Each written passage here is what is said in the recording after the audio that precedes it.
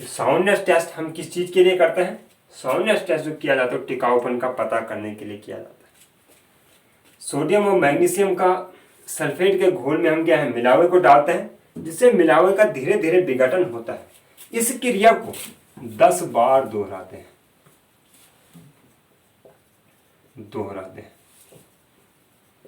कि 10 बार दोहराने के बाद उसका कितना विघटन हुआ, वही आ जाता है उसका क्या है, साउंडनेस वैल्यू। अर्थात, और ये क्या है, भार के 12% से अधिक नहीं होनी चाहिए। नोट करने लायक जो पॉइंट है वो है भार के 12% से अधिक नहीं होनी चाहिए, नहीं होनी चाहिए। भाई ये चीज ध्यान रखने वाली कि भार के क्या है, 12% से अधिक नहीं होनी चाहिए। भाई ये 4 प्रकार के टेस्ट थे। पहला था हमारा कौन सा,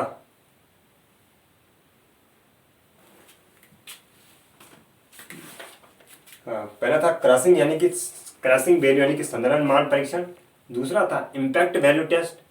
तीसरा था अपघर्षण यानी कि एब्रेशन वैल्यू टेस्ट। चौथा था साउंडनेस टेस्ट। तो ये मुख्यतः 4 टेस्ट किए जाते हैं। वैसे मैंने पहले ही बोला कि क्या है, जो हमारा ये होता है एग्रीगेट, वो अपने आप में बहुत सामर्थ्यवान होता है सीमेंट पेस्ट की अपेक्षा, जिसके कारण हम उसका क्या है, टेस्ट करने की ज़्यादा आवश्यकता नहीं पड़ती है।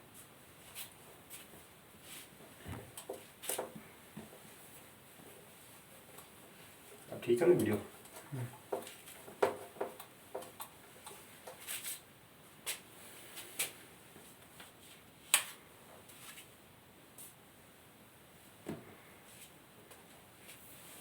एक होता है एग्रीगेट का सूक्ष्मता गुणांक।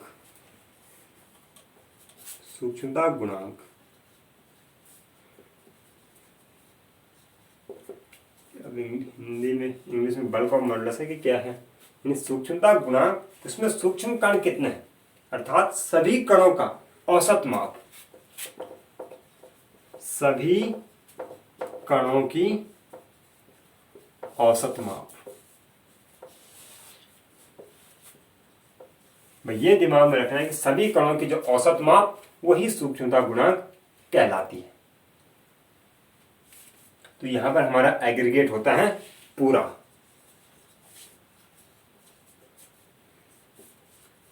इसके बाद दूसरा टॉपिक बचा वो है हमारा पानी। पानी एक बहुत छोटा टॉपिक है, इसको हम जल्दी क्लियर कर लेंगे। आखिरकार पानी क्या करता है? पानी यानी कि वाटर, वीडियो रुके के बता देना है। पानी क्या है?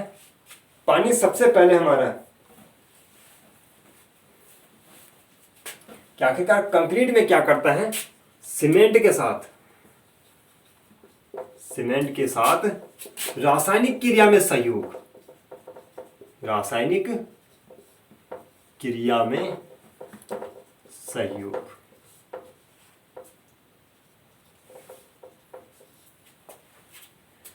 जो सीमेंट के साथ जो रासायनिक क्रिया में जो सहयोग करता है वो पानी ही है। अगर हम सीमेंट के साथ पानी नहीं मिलाएंगे तो कोई रासायनिक क्रिया नहीं होगी। जैसे ही हम सीमेंट में पानी मिला देते हैं उससे सीधे रासायनिक क्रिया शुरू हो जाती है। एक चीज पहले ध्यान रखने वाली है। दूसरा कि कंक्रीट में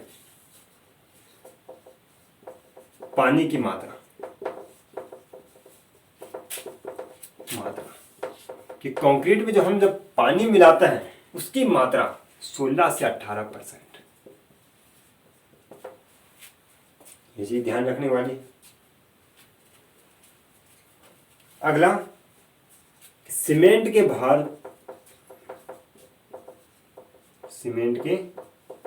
का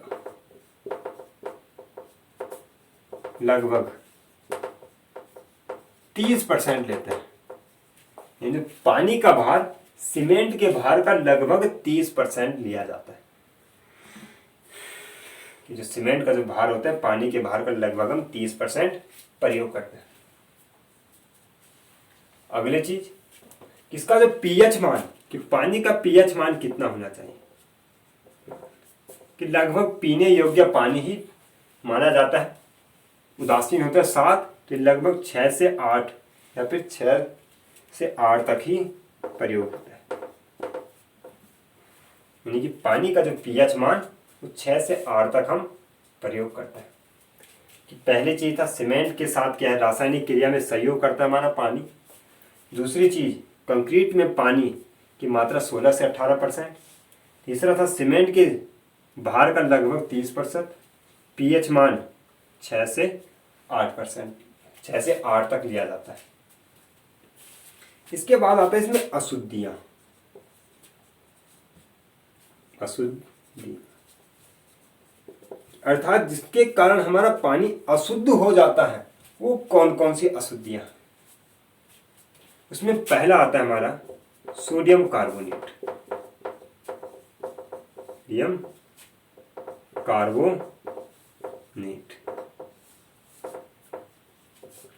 कि सोडियम कार्बोनेट की मात्रा अगर पानी में ज्यादा है तो हमें कंक्रीट के लिए पानी चाहिए, तो कंक्रीट में क्या प्रभाव डालता है, यह हमारे क्या है, जमाव दर को बढ़ा देता है।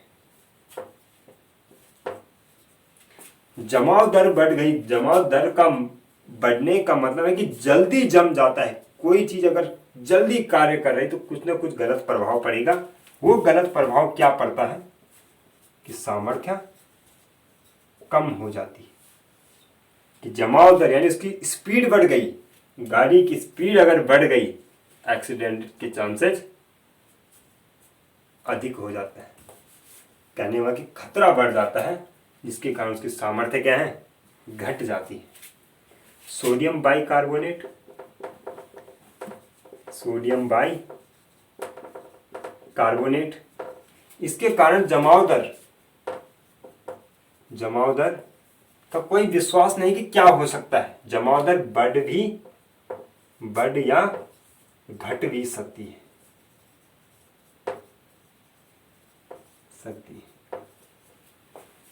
कि सोडियम बाइकार्बोनेट का कोई विश्वास नहीं कि जमाव दर को बढ़ाएगा या घटाएगा। इसके बाद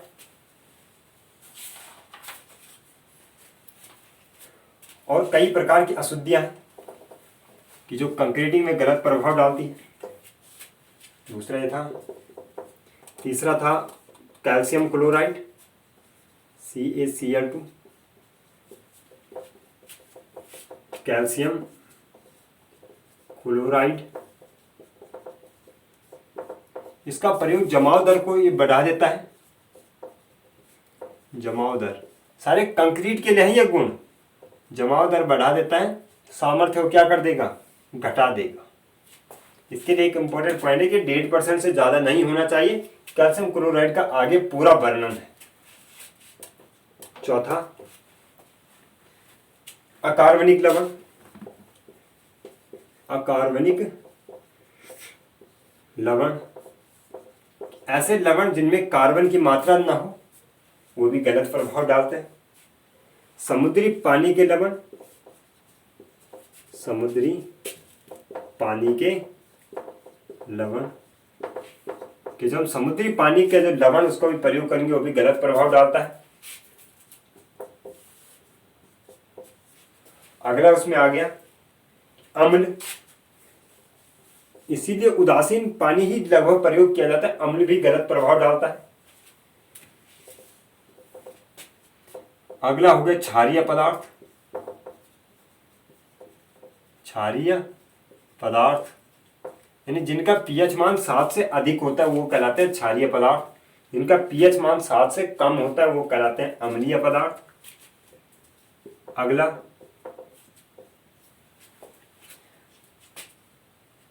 चीनी गुण है, तेलीय पदार्थ है, एल्गी या काई है, अन्य कई गुण हैं, चीनी या आदि। अर्थात कई भी चीज ऐसी है कि जो मानव के लिए हानिकारक है वो कंक्रीटिंग के लिए भी हानिकारक मानी जाती है पानी की अपेक्षा।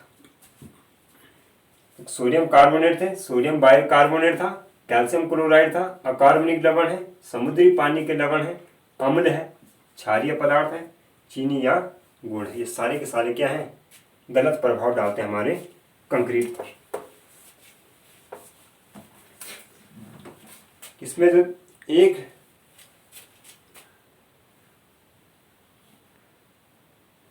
कंक्रीट के लिए क्लोराइड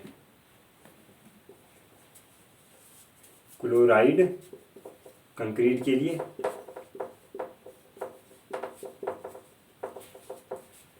और क्लोराइड आरसीसी के लिए, इसके लिए तो क्या है 0.2% तक मान्य,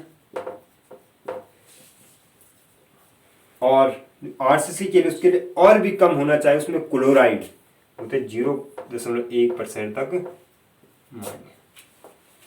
यानी क्लोराइड यानी सिर्फ कंक्रीट के तो 0.2 तक ही मान्य है, और अन्य यानी कि क्लोराइड आरसीसी के लिए 0.1 तक ही मान्य है। जो पानी में तुम्हारा मुख्यतः यही था, बाकी शेष होगा कल।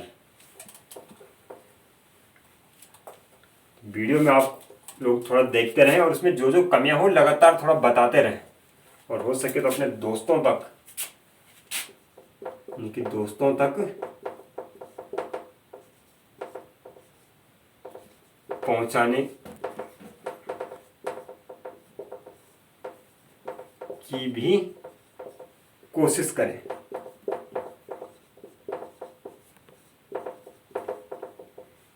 क्योंकि हिंदी मीडियम के माध्यम से आप पूरे देश में आपको हिंदी मीडियम में टेक्निकल मिलना बहुत टफ है। यानी नव डिस्ट्रीब्यूशन से काफ़ी 2-3 साल में ही तैयार किया गया है। इसलिए आप लोग थोड़ा कोशिश कीजिए कि दोस्तों तक अधिक से अधिक पहुंचाने की कोशिश करें।